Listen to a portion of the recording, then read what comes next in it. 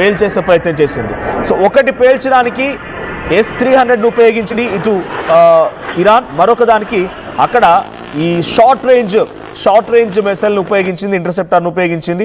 ఈ రెండు మిసైల్స్ని, ఈ రెండు రాడార్ సిస్టమ్స్ని ఉపయోగించి ఇప్పుడు థర్డ్ కొరాడ్ అని చెప్తుంటారు, సో కొడాడ్ అనేటువంటి ఒక ఇంటర్సెప్టర్ను ఉపయోగించి అటు A-10ని కుప్పగొలిస్తే S-300 బవార్ను ఉపయోగించి ఫైటర్ జెట్ని కుప్పకూల్చింది. సో ఏం జరగబోతోంది మరి, దీని వర్త్ ఎంత, ఇప్పుడు అమెరికా ఎంత లాస్ చవి చూస్తుందంటే కనుక ఇప్పుడు వీటి వర్త్ విషయంలో మాట్లాడుకుంటే F-15E అనేటువంటి ఈ ఫైటర్ జెట్ వర్త్ వచ్చేసి సుమారుగా 750 నుంచి 850 కోట్ల రూపాయలు, 752 సుమారుగా 850 crores ఆఫ్ రూపీస్.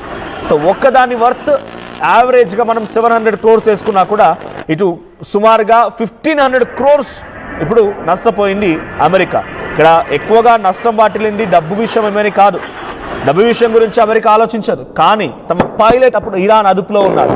ఆ పైలట్ నుంచి ఏ ఇన్ఫర్మేషన్ ఇరాన్ గ్యాదర్ చేస్తుందో, తమ మిసైల్స్ కుప్పకూలిపోయాయి, తమ ఎయిర్ క్రాఫ్ట్స్ అక్కడ కుప్పకూలిపోయాయి. కాబట్టి వాటి ద్వారా ఇటు రష్యా కానీ చైనా కానీ అవకాశం దొరికి వాటిపైన ఇన్వెస్టిగేషన్ చేసి వాటిని పరీక్షించి వాటి అలాగానే ఇంకొని కూడా తయారు చేయడానికి అవకాశం ఉంటుంది.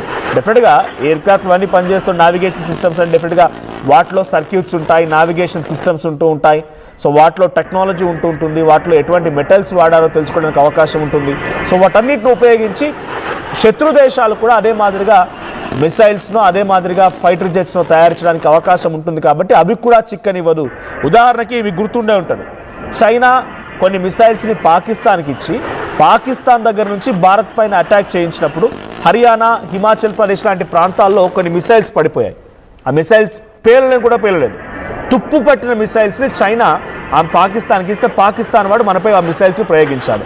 మన పిల్లలు వాటితో ఆడుకున్నారు, అది వేరే విషయం. హిమాచల్ ప్రదేశ్, హర్యానా నిజంగా జరిగింది. మన పిల్లలు ఆడుకున్నారంటే ఎగ్జాగరేట్ చెప్తున్నారేమో అనుకోవచ్చు. మీరు నిజం కావాలంటే గూగుల్ చేయండి. హర్యానా, హిమాచల్ ప్రదేశ్లో ఇండియా పాకిస్తాన్ వార్ అప్పుడు చైనా ఇచ్చిన మిసైల్స్ పేలకుండా పడిపోయాయి.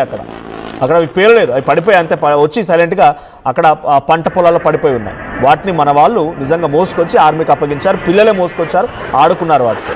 సో ఇక్కడ ఏంటి, అప్పుడు ఈ ఎగ్జాంపుల్ ఎందుకు చెప్తున్నానంటే చైనా కొంత ఆందోళన వ్యక్తం చేసింది. ఏమని, మా మిసైల్స్ అక్కడ పడిపోయాయి, మా టెక్నాలజీ ఇండియాకి తెలుస్తుంది, మేమేం వాడాం, దాంట్లో ఎటువంటి మెటీరియల్ని ఉపయోగించాం, ఆ టెక్నాలజీ ఎలా ఉంటుంది అనేది ఇండియాకి తెలుస్తున్న రకంగా పాకిస్తాన్పై కొంత ఒత్తిడి కూడా చేసే ప్రయత్నం చేసింది. ఆ తర్వాత last 1 or half a day ఆ యుద్ధం జరుగుతున్న తరుణంలో పాకిస్తాన్కి ఒక్క మిసైల్ కూడా చైనా ఇవ్వలేదు. ఎందుకంటే మీరు కనీసం పేల్చలేకపోతున్నారు, వాటిని మీకు ఇచ్చి ఉపయోగం లేదు, అనవసరంగా ఇండియాకి మేము మా టెక్నాలజీని షేర్ చేసినట్టు అవుతోంది, సో మేము మీకు ఇవ్వము అన్నట్టుగా చైనా ఆపివేసింది. సేమ్ ఎగ్జాక్ట్గా ఇప్పుడు అమెరికా కూడా ఇరాన్ పట్ల అదే చేయబోతోంది. మా మిసైల్స్ లేకపోతే మా ఎయిర్ క్రాఫ్ట్ అక్కడ పడిపోయాయి కాబట్టి వాటి ద్వారా ఇరాన్ పరీక్షించే అవకాశం ఉంది, లేదా ఇరాన్ మిత్రత్వ దేశమైనటువంటి రష్యా, చైనాలో కూడా పరీక్షించే అవకాశం ఉంది. కాబట్టి వాటిని కూడా రెస్క్యూ చేయాలని చెప్పే రకంగా ఇంకా రెస్క్యూ ఆపరేషన్స్ని కొనసాగిస్తూనే ఉన్నారు. A-10 అనేటువంటి ఈ వార్తాగ్ రెస్క్యూ కోసం వెళ్ళినటువంటి విమానమే కుప్పకూలిపోయింది. అయినా కూడా అమెరికా వెనుకడుగు వేయడం లేదు, ఇంకా యుద్ధాన్ని పెంచే అవకాశం ఉంది. సో ఇంకా ఎటువంటి సిచ్యువేషన్ ఉండబోతోంది, ఏ మాదిరిగా ఎక్స్ట్రీమ్ సిచ్యువేషన్స్ మారబోతున్నాయంటే కనుక, సో ఇప్పటివరకు ఒక పైలట్ని ఇరాన్ అదుపులోకి తీసుకుంది. కాబట్టి ఆ పైలట్ని మళ్ళీ తిరిగి తన దగ్గర చేర్చుకోవడం కోసం, లేదంటే ఇరాన్ పదే బ్లాక్మెయిలింగ్ తెరలేపుతుంది. కాబట్టి అమెరికా కొంత ఈ యుద్ధాన్ని ఎస్కలేట్ చేస్తే చేయొచ్చు. ఒకటి, ఇరాన్ కనుక బ్లాక్మెయిలింగ్కి తెరలేపితే డెఫినెట్గా యుద్ధం మరింత నెక్స్ట్ లెవెల్కి వెళ్ళే అవకాశం ఉంది.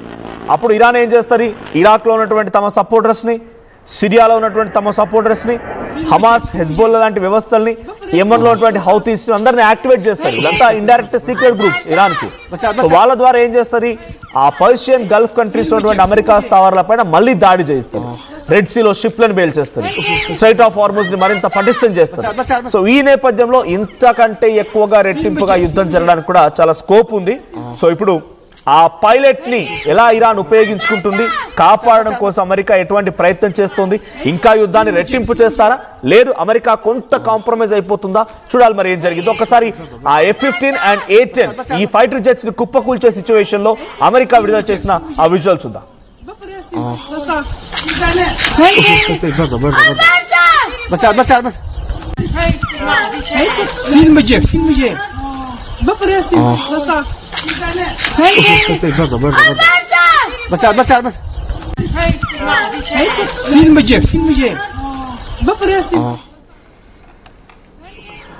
అమెరికా సైతం తమ విమానాలను యుద్ధ విమానాల రంగంలోకి దింపి ఇరాన్ని ఇరుకున పెట్టాలనుకుంటే ఇరాన్ దగ్గర ఉన్నటువంటి కొన్ని రష్యా ఇచ్చినటువంటి, అంటే ఇప్పుడు కాదు, రష్యా దగ్గర కొనుగోలు చేసింది ఇరాన్. సో రష్యన్ మేడ్ ఆ ఇంటర్సెప్టార్స్ రాడార్ సిస్టమ్ ద్వారా అమెరికా సైతం భయపడిపోవాల్సిన పరిస్థితి వచ్చింది. మీకు గుర్తుండి ఉంటారు, సుదర్శన చక్ర S-400 పాకిస్తాన్ ప్రయోగించిన ఒక్క మిసైల్ కూడా ఇండియాలో మన భూభాగాన్ని టచ్ చేయనివ్వలేదు మన S-400 సుదర్శన చక్ర. అదే మాదిరిగా అటు ఇరాన్ దగ్గర కూడా S-300 అనేటువంటి ఒకటి ఉంది, దాని పేరు వాళ్ళు బవార్ అని పెట్టుకున్నారు.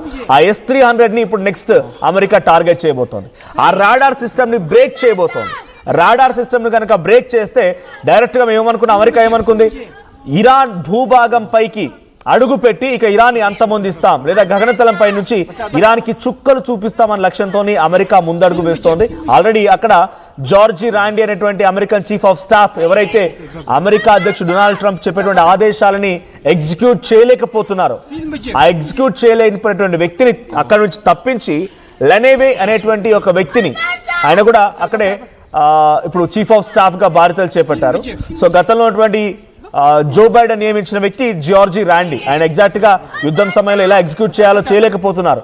సో లెనెవే అనేటువంటి ఈ వ్యక్తిని తీసుకొని డైరెక్ట్ గా ఇరాన్ భూభాగంలోకి చొరబడి మరి ఇరాన్ ని అంతమొందించాలనే లక్ష్యంతో అమెరికా ముందడుగు వేస్తోంది.